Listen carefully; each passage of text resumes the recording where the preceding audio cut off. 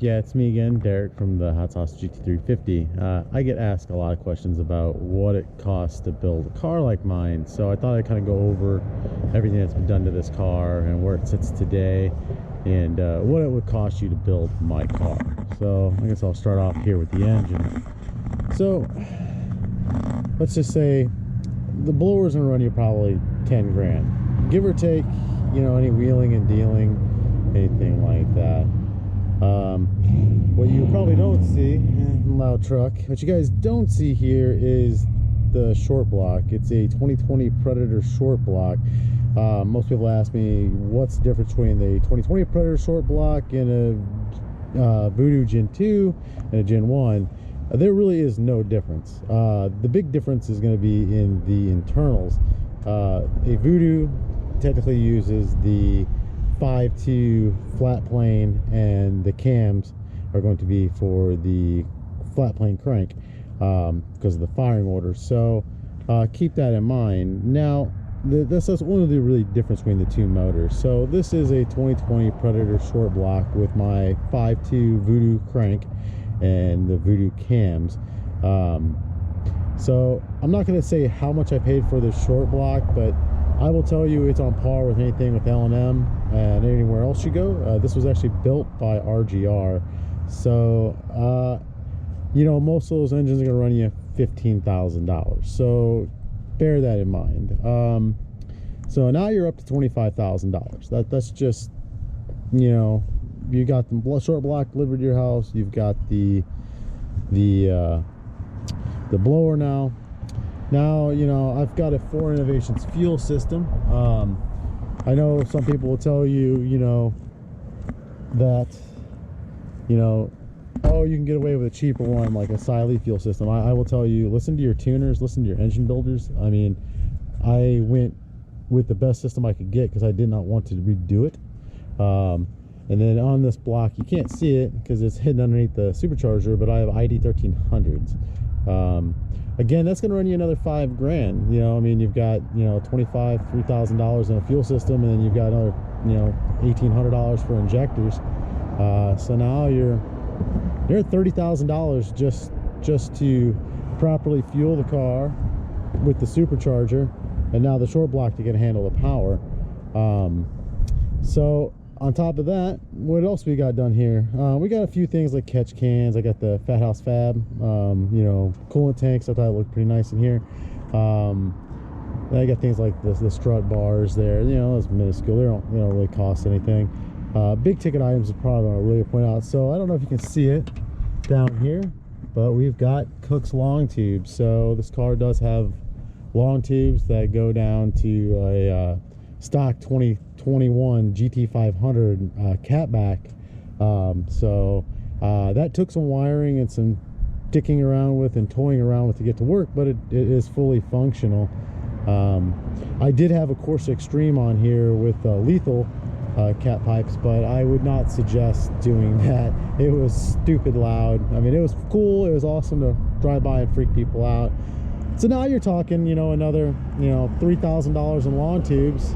You know, if you pick up a decent catback, now you're talking about another $2,000. So now it's another $5 grand. So now you've got, you know, $35,000 in just this build. So, and we're not even close to being done.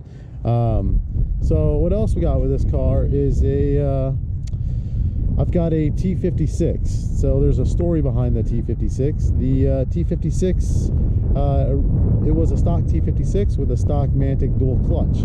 The kit from JPC was another $5 or $6 grand. The dual clutch was another, I think, $2,500. I blew that engine and that clutch out on the horsepower of this car.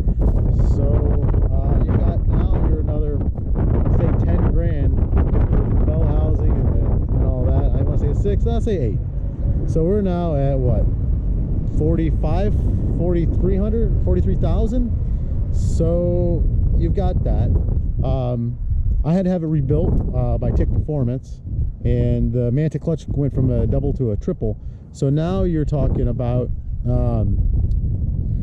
you're looking at another 5 or 6 grand right there. So now you're, let's just call the ballpark of almost 50 grand. So you're about 50 grand Then I have my R wheels on today. I don't have my drag pack. I'll put a picture up in there to show you it's my drag pack.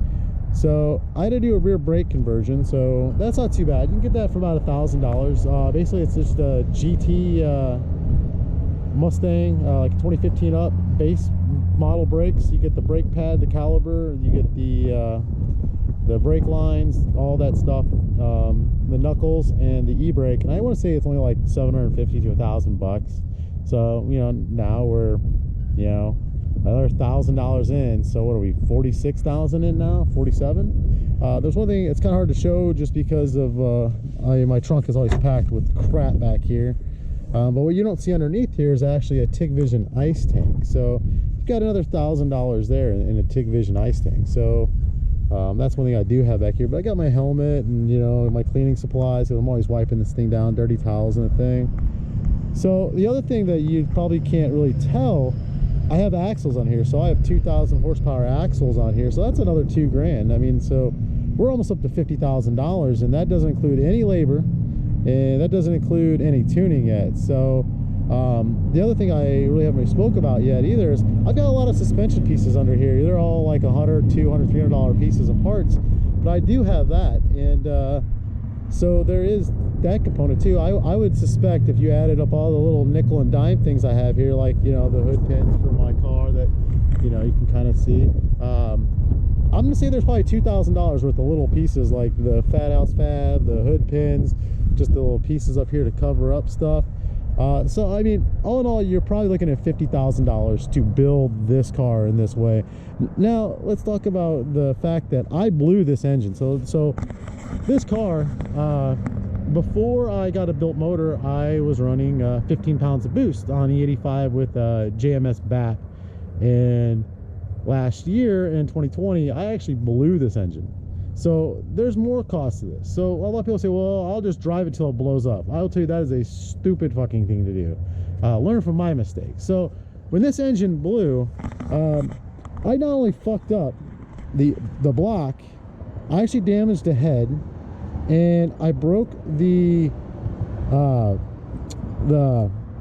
what the fuck is it called? The things that you steer, the steering rack. I broke the steering rack. I broke the AC lines, and I cracked the oil pan.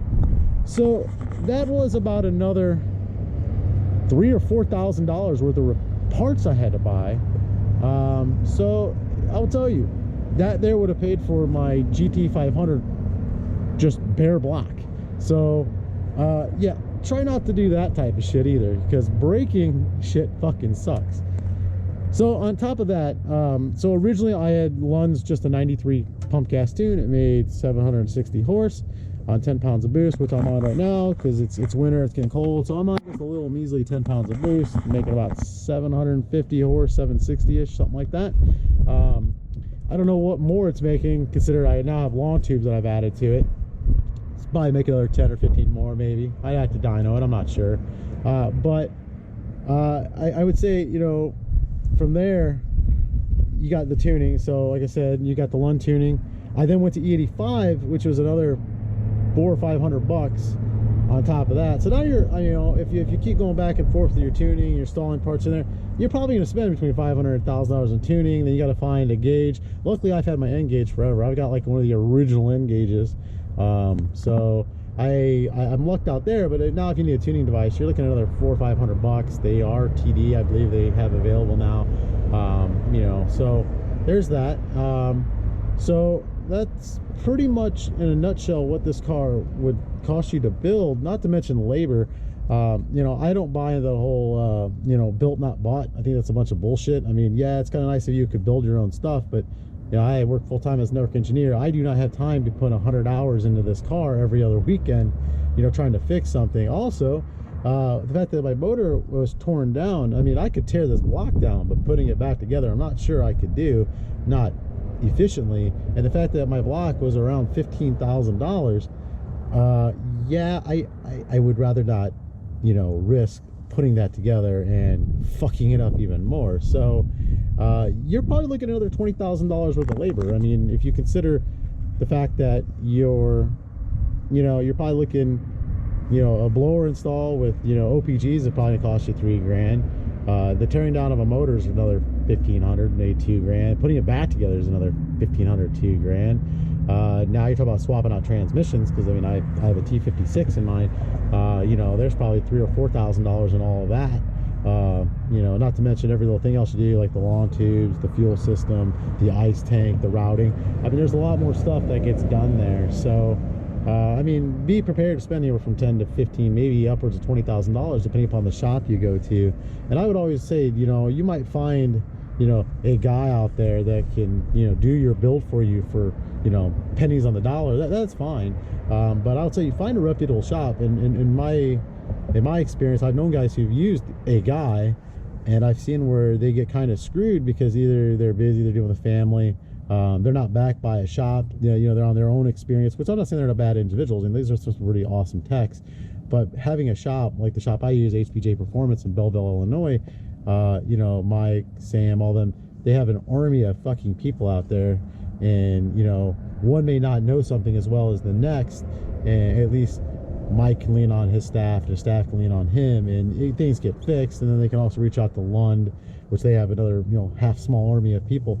And they just always stick with reputable tuners too. I mean, if you start talking about building, you know, something like this car, do you really want to give the $100 guy a shot at your block? I mean, I would stick with Lund. I would stick with, you know, there's plenty of them out there, like, you know, Power by the Hour, no, not Power by the Hour, Palm Beach Dyno.